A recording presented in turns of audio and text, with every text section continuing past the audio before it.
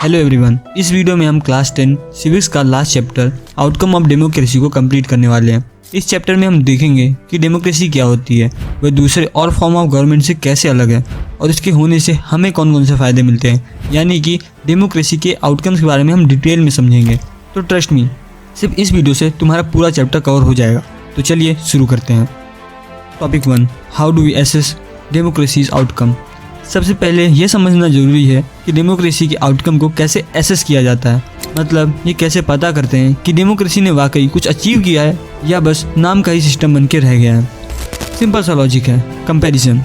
जब तक डेमोक्रेसी को किसी दूसरी फॉर्म ऑफ गवर्नमेंट से तुम कंपेयर नहीं करोगे तब तक नहीं पता चलेगा कि डेमोक्रेसी अच्छी है और कितनी अच्छी है। तो हम जनरली डेमोक्रेसी को बेटर फॉर्म ऑफ गवर्नमेंट मानते हैं, पर क्यों?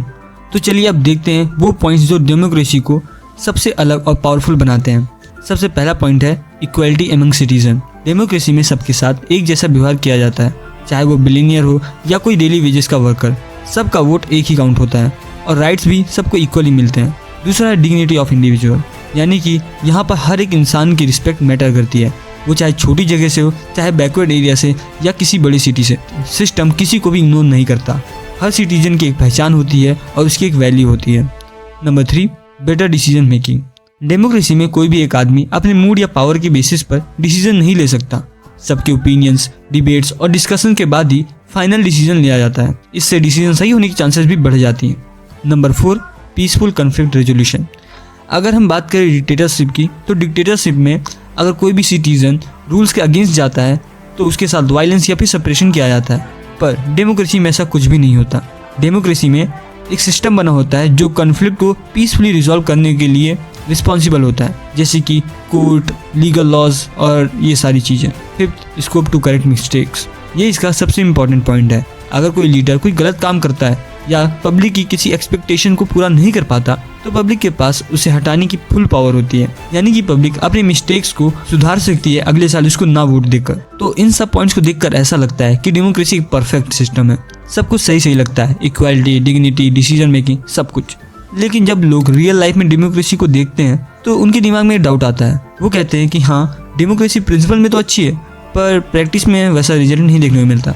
और ऑनेस्टली ये कहना भी गलत नहीं है, क्योंकि कई बार डेमोक्रेसी थ्योरी में जितनी आइडियल दिखती है ना, उतनी रियलिटी में रिजल्ट प्रोड्यूस नहीं कर पाती। करप्शन, स्लो डिसीजन मेकिंग या फिर लीडर का इररिस्पॉन्सिबल होना, ये सारी चीजें डेमोक्रेसी को डिसअपॉइंट करती हैं। लेकिन भाई एक बात सिंपल सी है, डेमोक्रेसी एक फॉर्म ऑफ गवर्नमेंट है, एक सिस्टम है देश को चलाने का। हैरी पॉटर कोई मैजिक नहीं है कि एक बार में सब चीज सही कर दिया। तो हाँ, कोई भी चीज़ 100% परफेक्ट तो नहीं हो सकती, ना ही ये सिस्टम हो सकता है, लेकिन कुछ बेसिक चीज़ें हैं जो डेमोक्रेसी हमें प्रोवाइड कर सकती है और इसको हम बेसिक पॉलिटिकल आउटकम्स बोलते हैं। तो अब हम डेमोक्रेसी के आउटकम्स को समझने वाले हैं और मेनली 3 फील्ड्स में हम इसको देखेंगे। पहला है अकाउंटेबिलिटी, रिस्पॉन्सिवनेस और लेजिटिमेसी। दूसरा है इकोनॉमिक आउटकम्स और तीसरा है पॉवर्टी रिडक्शन। तो चलिए अब स्टार्ट करते हैं अकाउंटेबिलिटी, रिस्पॉन्सिवनेस और लेजिटिमेसी से।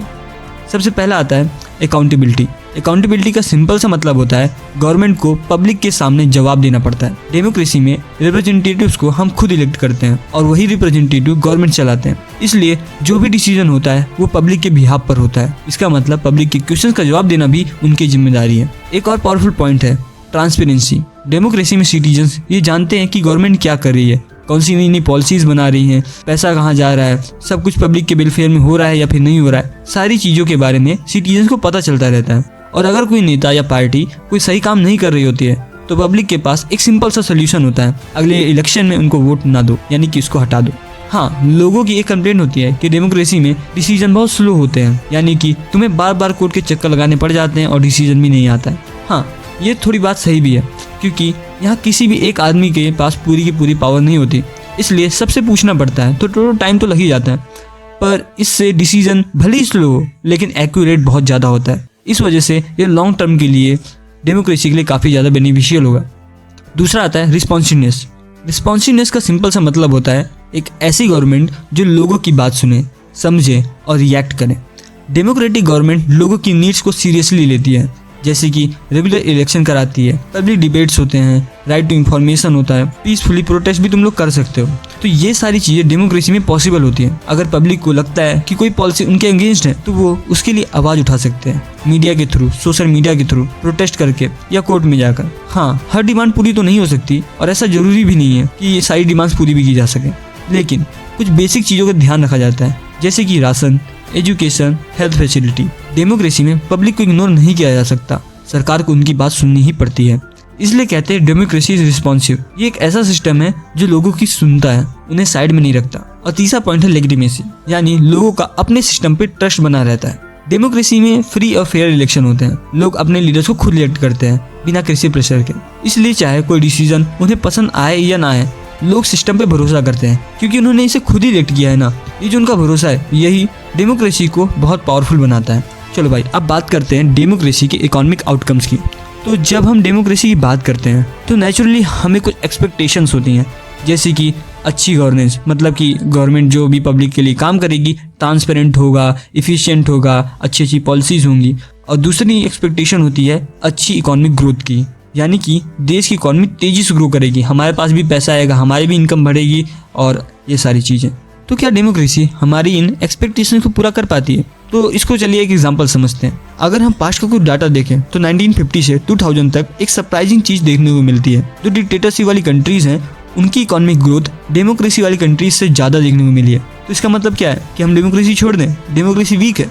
ऐसा तो दोस्त बिल्कुल भी नहीं है। इकोनॉमिक ग्रोथ सिर्फ गवर्नमेंट के फॉर्म पर डिपेंड नहीं करती, बहुत सारे फैक्टर्स होते हैं, जैसे कि population size, global economic condition, national priorities, यानी कंट्री किस सेक्टर पे ज़्यादा फोकस कर रही है। अगर वो आईटी पे कर रही है तो उधर की ग्रोथ ज़्यादा देखने को मिलेगी, एग्रीकल्चर पे कर रही है तो थोड़ी कम होगी। तो ये सारी चीज़ें किसी भी देश की इकोनॉमिक ग्रोथ को इम्पैक्ट करती हैं। तो ये कहना कि अगर डेमोक्रेसी है तो ग्रोथ गारंटीड है या फिर डिक्टेटरशिप फास्ट ग्रोथ कराती है, ये दोनों के दोनों स्टेटमेंट जो है गलत हो जाएंगे, क्योंकि बहुत सारी चीज़ों पर भी इकोनॉमिक ग्रोथ डिपेंड करती है। जैसे कि अगर हम लेस डेवलप्ड कंट्रीज़ की बात करें तो रिसर्च में यह देखने को मिला है कि इकोनॉमिक ग्रोथ में डिक्टेटरशिप और डेमोक्रेसी के बीच ज़्यादा बड़ा डिफरेंस नहीं है, एकदम मार्जिनल सा डिफरेंस है। मतलब डेमोक्रेसी यहाँ पर भी पीछे नहीं है।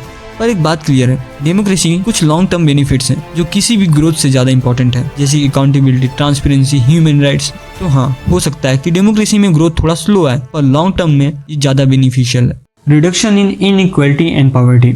अगर हम बात करें डेमोक्रेसी की तो डेमोक्रेसी का बेसिक क्लेम होता है कि वो इन दोनों चीज़ों को कम करेगी, लेकिन क्या सच में ऐसा कुछ होता है? हाँ, अगर हम बात करें इनइक्वालिटी की तो उसे तो ये कम कर देती है, पर पॉवर्टी को कम करने में ये थोड़ा पीछे रह जाती है। अगर हम बात करें पॉलिटिकल इक्वालिटी की तो डेमोक्रेसी इसे जरूर प्रोवाइड कर देती है, मतलब कि सबका वोट एक ही काउंट होता है। लेकिन इकोनॉमिक इक्वालिटी के बारे में डेमोक्रेसी कुछ नहीं कर पाती। सबको बराबर पैसा, जॉब और सुविधा मिले, ये सब डेमोक्रेसी गारंटी नहीं कर पाती। जैसे कि अगर हम बात करें कई डेमोक्रेटिक नेशंस की, जिसमें इंडिया भी आता है, यहाँ पर रिच और पुअर के बीच का गैप बहुत ज़्यादा है और ये दिनों दिन बढ़ता भी जा रहा है। पर फिर भी डेमोक्रेसी एक होप देती है। क्यों? क्योंकि यहाँ लोग अपने राइट्स के लिए आवाज़ उठा सकते हैं, इलेक्शन के टाइम पे लीडर से सवाल पूछ सकते हैं, मीडिया में इशू उठा सकते हैं और पीसफुल प्रोटेस्ट भी कर सकते हैं। और इन सब की वजह से कई बार गवर्नमेंट गरीबों के लिए वेलफेयर स्कीम्स भी ले आती है, जैसे कि ration card, free education, health insurance और ये सारी चीजें। पर हाँ, एक बात क्लियर है, इनइक्वालिटी कम्प्लीटली खत्म नहीं होती। डेमोक्रेसी एक प्लेटफॉर्म देता है आवाज उठाने का, लेकिन उस आवाज का रिजल्ट क्या मिलेगा वो डिपेंड करता है गवर्नमेंट की इंटेंट और पब्लिक प्रेशर पे। तो चलिए अब हम लास्ट टॉपिक की ओर बढ़ते हैं, सोशल आउटकम्स। डेमोक्रेसी सिर्फ इलेक्शन के टाइम तक लिमिटेड नहीं होती, वो सोसाइटी में इक्वलिटी, फ्रीडम, रिस्पेक्ट, ये सारी चीजें इंश्योर करती है। अगर हम बात करें इक्वलिटी और डिग्निटी की तो सारे सिटीजन को इक्वल वोट मिलता है, वो SC हो, ST हो, फीमेल हो, इन सब की रिस्पेक्ट मैटर करती है। दूसरी चीज आती है फ्रीडम और राइट्स। डेमोक्रेसी में लोग अपने ओपिनियन रख सकते हैं, अपना रिलीजन चूज कर सकते हैं और ये सारी चीजें सोशल फ्रीडम को भी स्ट्रांग बनाती हैं। तीसरा पॉइंट है पीसफुली कन्फ्लिक्ट रेजोल्यूशन। जब लोगों का ओपिनियन अलग हो जाता है तो डेमोक्रेसी डिस्कशन से प्रॉब्लम सॉल्व करती है। लेकिन प्रॉब्लम जैसे कि कास्टिज्म या इनइक्वालिटी अभी भी हमारे देश में है, पर डेमोक्रेसी उन्हें पीसफुली हैंडल करने का चांस देती है। तो अगर हम ओवरऑल देखें तो डेमोक्रेसी परफेक्ट नहीं है, फ्लॉज हर सिस्टम में होते हैं, लेकिन बाकी सिस्टम की कंपैरिजन में डेमोक्रेसी ट्रांसपेरेंट, फेयर और होपफुल मॉडल है, क्योंकि यहाँ सिर्फ गवर्नमेंट का पावर ही नहीं लगता, लोगों की वॉइस भी लगती है। यह थी आज की वीडियो। अगर ये वीडियो पसंद आई हो तो लाइक करो, चैनल को सब्सक्राइब करो और साथ ही अगर तुमको अपने 8 मार्क्स सिक्योर करने हैं तो नेशनलिज्म इन इंडिया की इस वीडियो को जरूर देख लेना। तो मिलता हूँ इसी वीडियो में, तब तक के लिए